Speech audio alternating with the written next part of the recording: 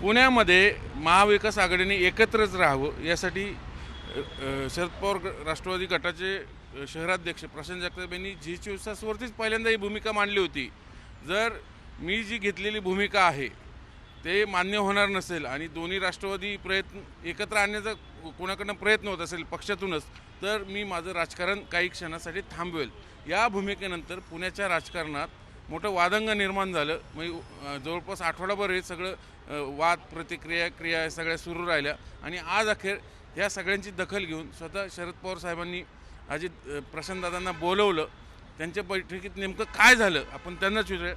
काय सांगा, तुम्ही नाराज होते, जाहीरपणे तुम्ही भूमिका मांडली होती, आज तुम्हाला न्याय मिळाला की नाही? या संदर्भामध्ये मी सर्वप्रथम आदरणीय शरदचंद्रजी पवार साहेबांचे, आमच्या श्रद्धास्थान आदरणीय पवार साहेबांचे मनापासून आभार मानतो की माझ्या सगळ्या सामान्य कार्यकर्त्यांना त्यांनी वेळ दिला, माझं म्हणणं ऐकून घेतलं. मी जो काय लेखाजोखा आणला होता तो त्यांनी नाही का ऐकूनच नाही का वाचला आणि त्याच्यामध्ये महाविकास आघाडी म्हणून जावं अशा प्रकारची राष्ट्रवादी कार्यकारिणीची भूमिका ही समजून घेतली.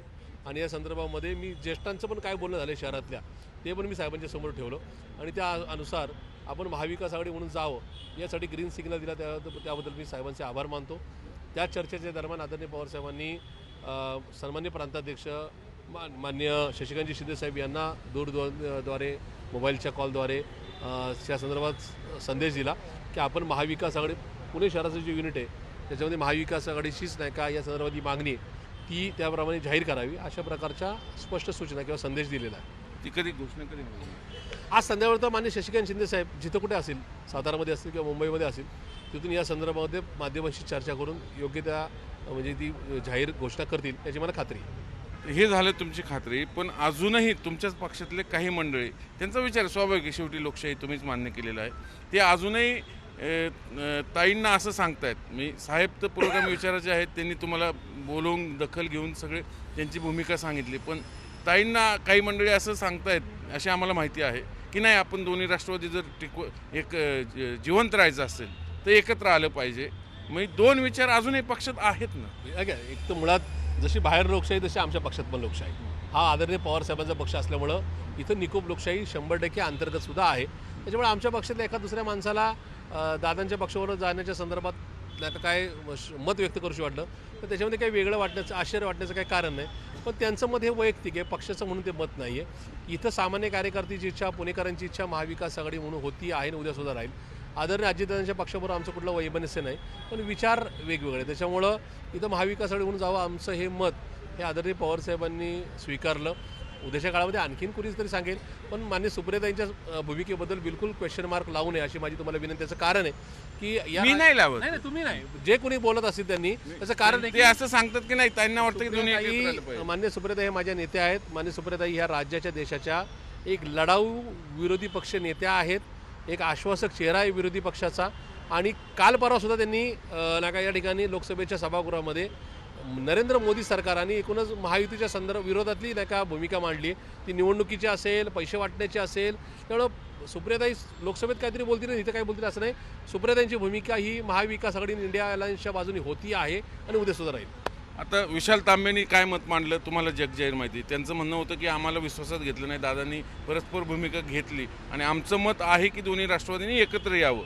मग आता त्यांचं मन परिवर्तन कसं कराल, किंवा त्यांना एखादा पर्याय खुला करून द्याल की ज्यांना दादांसोबत जायचं ते जाऊ शकतात पण आमची मविया राहील, असं काही मधला मार्ग निघू शकतो का? मला असे पार्टीच्या एकूणच 2023च्या एका वेगळ्या प्रकारानंतर पार्टी म्हणूनच्या बैठका झाल्या, लोकसभा विधानसभा म्हणूनच्या बैठका झाल्या, अगदी मागच्या 4 महिन्यामध्ये कॉर्पोरेशन महानगरपालिकेची तयारी म्हणूनच्या बैठका झाल्या. याच्यामध्ये आपण महाविकास आघाडी म्हणून जायचं हे कदाचित विशालजींच्या लक्षात आलं नसेल, पण त्या संदर्भातल्या प्रेस कॉन्फरन्स झाल्या, त्या बैठका होऊन त्या संदर्भात कार्यकर्त्याची मागणी मान्य करण्यात आली. तरीसुद्धा विशालजींनी कदाचित स्थानिक म्हणून काहीतरी मत व्यक्त केलं असेल, तर त्या संदर्भात वाईट ओढून घेण्याचं काही कारण नाही, पण ती तिथला स्थानिक विषय आहे. त्याच्यामुळं आज संध्याकाळी परत सिनियरची बैठक लावली आहे. आम्ही या संदर्भात आमच्या भूमिका मांडत आहोत. विशालजीसुद्धा माझे चांगले जवळचे मित्र आहेत, त्याच्यामुळे त्यांनी एखादं वेगळं मत व्यक्त केलं म्हणजे ते त्याच्यात कुठं वैमनस्य नाही. पार्टी म्हणून आपण शहरामध्ये काय चांगला पर्याय देऊ शकतो, पुणेकरांना कुठला पर्याय आवडेल आणि पुणेकर कुठला पर्याय नावड म्हणजे त्या ठिकाणी नाकारतील याचं आत्मभान ठेवून मी हा सगळा विषय मांडलेला आहे. मी माझ्या प्रभागापुरता किंवा माझ्या मतदारसंघापुरता स्वार्थी किंवा चुकीचा निर्णय घेतलेला नाही आणि घेणार पण नाही. माझ्या दृष्टीने कार्यकर्ता संघटन संपलं नाही पाहिजे, महाविकास आघाडीचा अस्तित्व संपलं नाही पाहिजे आणि या शहरामध्ये जिथं सगळ्यात चांगला आकडा, चांगले नाही का नगरसेवकांची संख्या, पुणेकरांच्या आशीर्वादावर नाही का या ठिकाणी राष्ट्रवादी काँग्रेस पार्टी शरदचंद्रजी पवार पक्षाची किंवा महाविकास आघाडीची येऊ शकते, त्याच्यामध्ये गडबड मी करणार नाही आणि उद्यासुद्धा या संदर्भातली काळजी केली एवढं नक्की आहे. नाही, तुम्ही करणार नाही, तुम्ही तुमची वैचारिक कमिटमेंट माहिती तुम्ही जाहीरपणे बोलून दाखवली, पण काही लोक आहेत की ते अजूनही म्हणतात नाही प्रॅक्टिकली एकत्र आलं पाहिजे, फायदा होईल वगैरे, त्यांचं काय? नाही, ठीक आहे ना, त्यांचं मत वेगळं असू शकतं, पण मी पुन्हा एकदा सांगतो, पार्टी ही विचारधारेवर चालते. पार्टी एका शहरापुरता वेगळा निर्णय घेऊ शकत नाही. पार्टीचा राज्यभरामध्ये त्या ठिकाणी एकूणच नाही का प्रतिमा काय होईल याचासुद्धा पार्टीला विचार करावा लागतो.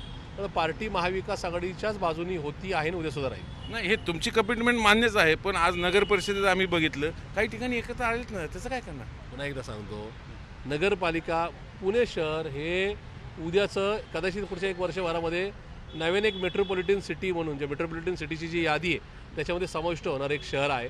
फ्लोटिंग पॉप्युलेशन सहित 1 कोटीची नाही का लोकसंख्या असणारं हे शहर आहे. या शहरामधला विचार सांस्कृतिक राजधानी म्हणून, शिक्षणाचं माहेरघर म्हणून, शिक्षणाची पंढरी म्हणून अख्ख्या राज्यात आणि देशामध्ये संदेश देणारं हे शहर आहे. पण या शहरामधची आणि एखाद्या छोट्या स्मॉल टाऊन म्हणजे एखाद्या नगर परिषदेची तुलना होऊ शकत नाही. तिथं कदाचित मे बी युनिटचा प्रॉब्लेम असेल, त्यांचा तो तसा असेल आणि त्याच्यामुळे त्या युनिटनी घेतलेला निर्णय पक्षाचा नाही. इथं पक्षाचं एक मजबूत संघटन आहे, पक्षाची एक विचारधारा आहे, तीच पुढे जाईल. जेव्हा ते प्रशांत दादा यांनी सांगितले की माझी कमिटमेंट आहे पुरोगामी विचाराशी आणि ती मी साहेबांच्या कानावर घातली.